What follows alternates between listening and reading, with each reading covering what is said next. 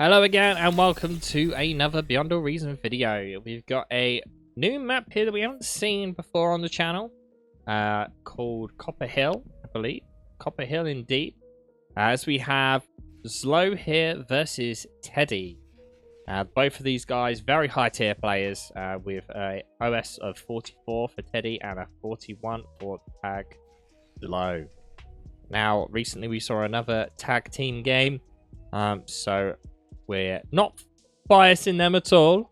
They're just a group of very high tier players, so we like to have them on the channel.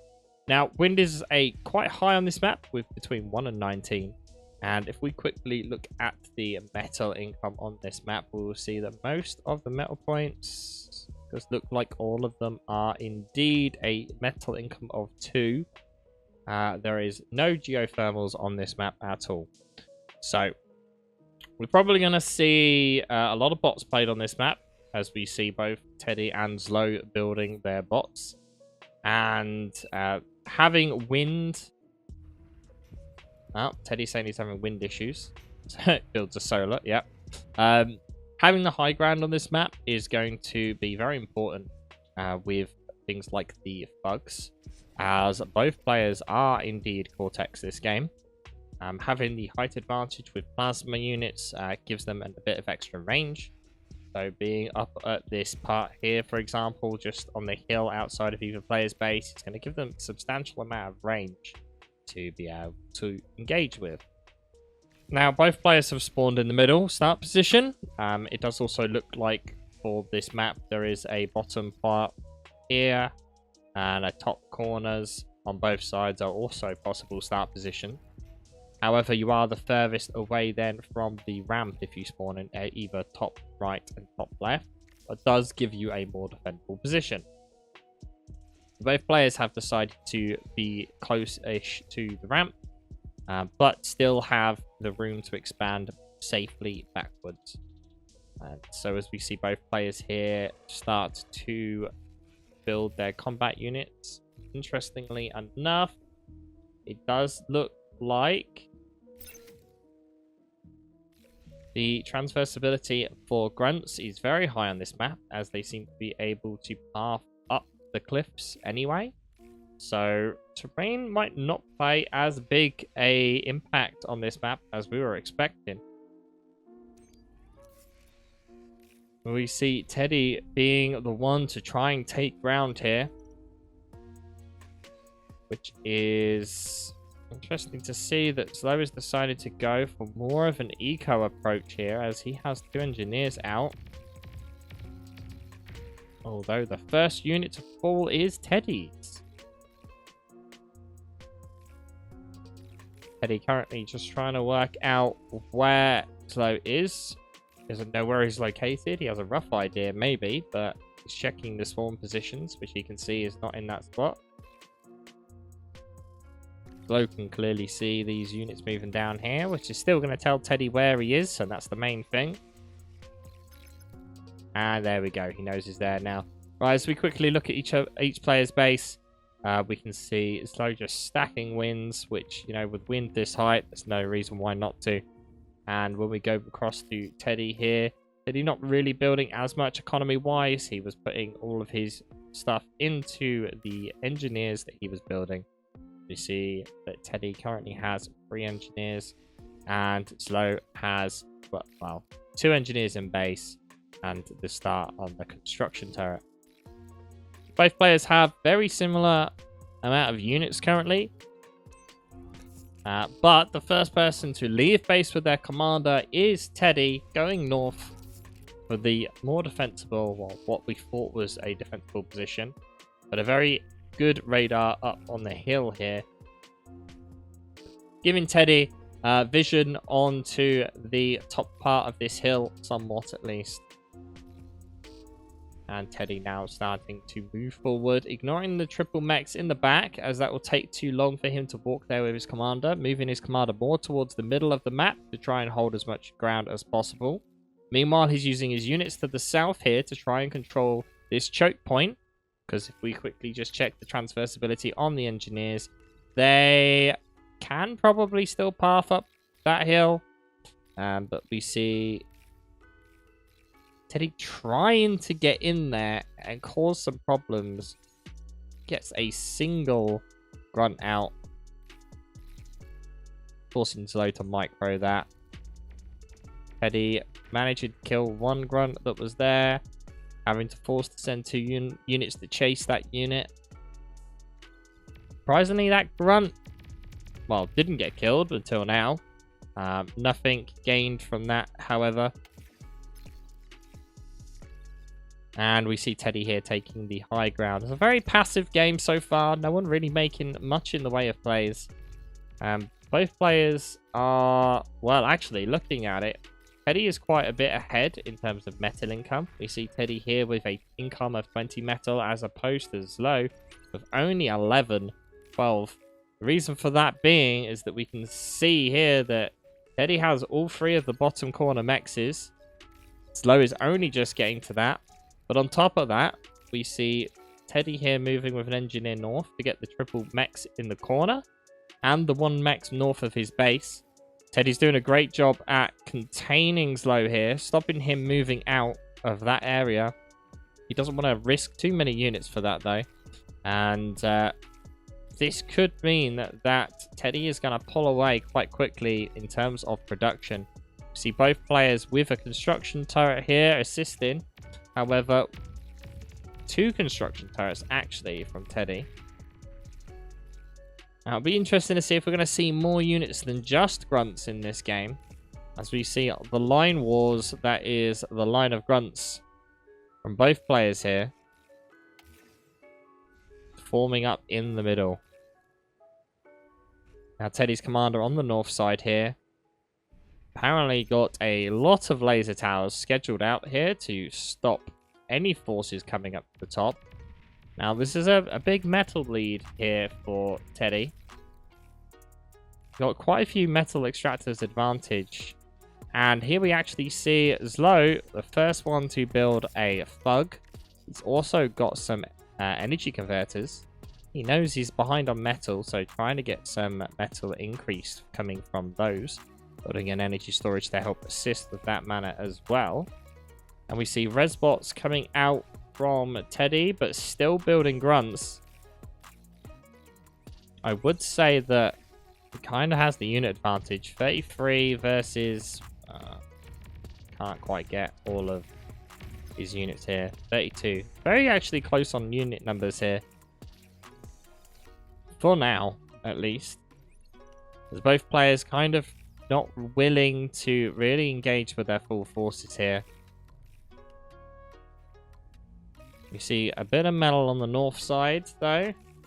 And maybe if Teddy is wanting to contest that. But it's not that much. It's only 200. Not really worth throwing your army for. Possible mistake here from Slow, though. Building that radar there is not really giving him much vision. As opposed to if he built it at the same place as Teddy, which is on the hill just behind. Now what we do see is a aircraft factory coming out from Teddy. Now, knowing how close the area you have to build in this map is, building bombers to take out the enemy's wind production is going to hurt them quite a lot. Now we see Slow pushing in, getting a bit of an advantage on the hill now on the upper ground. Doesn't really affect these units too much. Maybe with later iterations of this map, these cliffs may be made a bit steeper. Because having all these units being able to move around so much is kind of counter to what the map kind of looks like. We see the bombers about to make their move now. Looks like he's planning on using the bombers, though, actually against the swarm of grunts. Rather than the eco. Which is surprising, because it basically does nothing. The units are too spread out. We do start to see shurikens coming out, though, from Teddy. Now, it does mean that, unfortunately, Slow was able to get enough air defenses up in time to basically make those bombers completely useless. Now, I don't know if that was a good play by Teddy's part there. He could have definitely done a substantial amount of damage to the economy if he would have just gone straight in. But, saying that, now the shurikens here to protect the grunts. An engagement without any form of air defense on Zlow's part is going to mean a big loss for his units, as we see maybe the first major battle here between the two forces. Zlow does not really want to fight this. Is he going to see the self-destruct LLT here? We do. Unfortunately, not quick enough. As we see Zlow here getting pushed back into his base. The shurikens starting to play their game here. Now the choke point. Only so many units are going to be able to fire at this point. Zlow grouped up his units way too close there. Hardly any able to fire. The EMPs come back in. Zlow definitely on the losing end of this. We see a airbot being built here. Now Teddy has done the same thing, grouping up his units. Nice fight here between the two players. It's both players just spamming lasers against each other.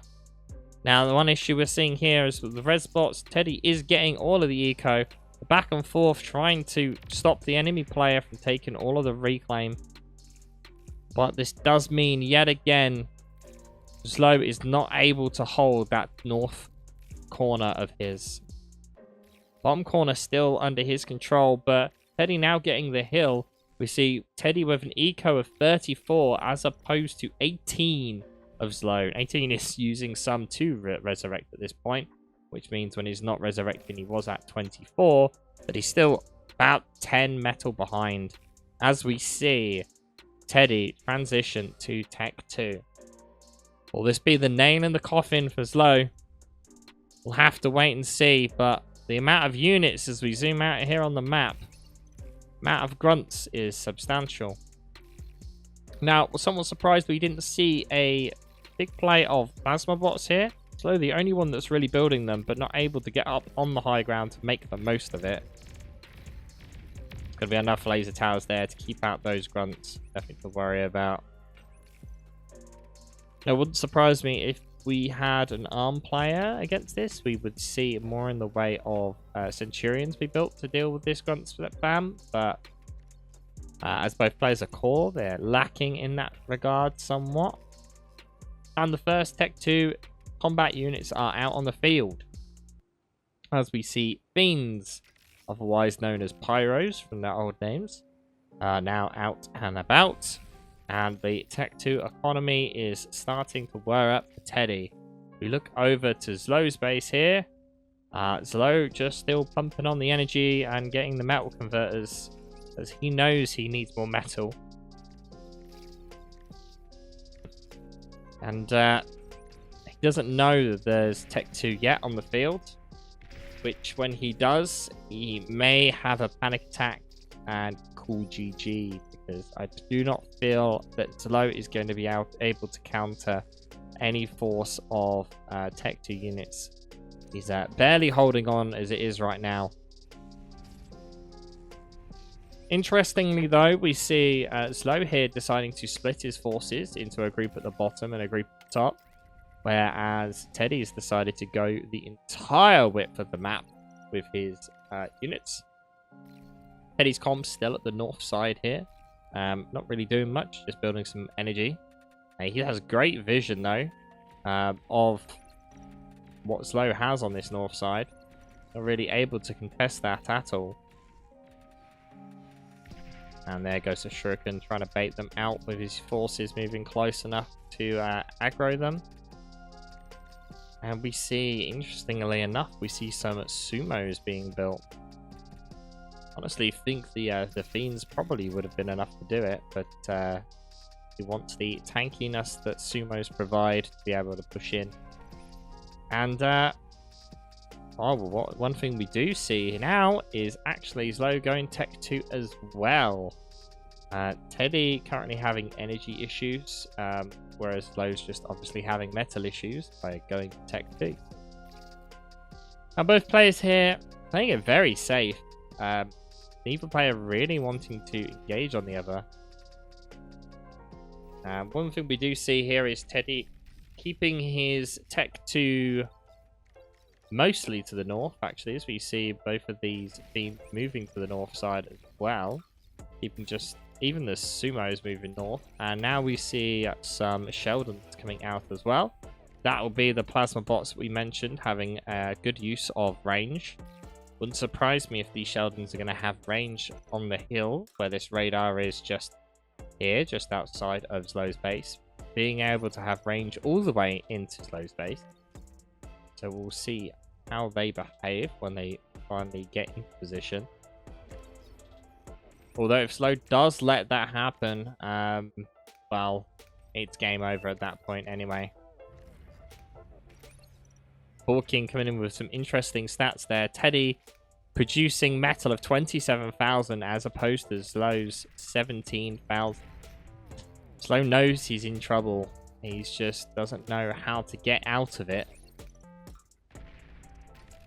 Unfortunately, kind of just has to make a play. The longer this goes on for, the longer Teddy can just snowball up. And he's just letting him do it. He's trying to get Tech 2 out and get some Tech 2 economy.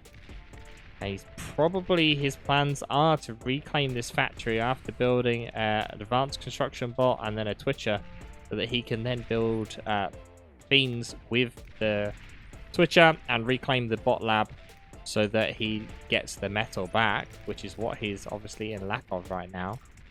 But as we see the rain of Sheldon fire coming down on all the units of Slow, he knows it's the beginning of the end. These Sheldons are definitely going to cause Slow some problems. Now, you could potentially build radar jammers and such like that to stop these Sheldons firing, which is, if we look at Teddy, he has all vision across the entirety of that. He even has some radar bots up as well.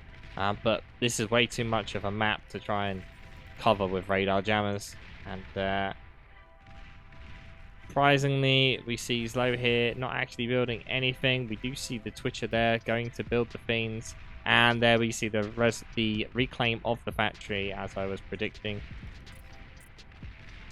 Unfortunately for Slow, he has no units really that can deal with this.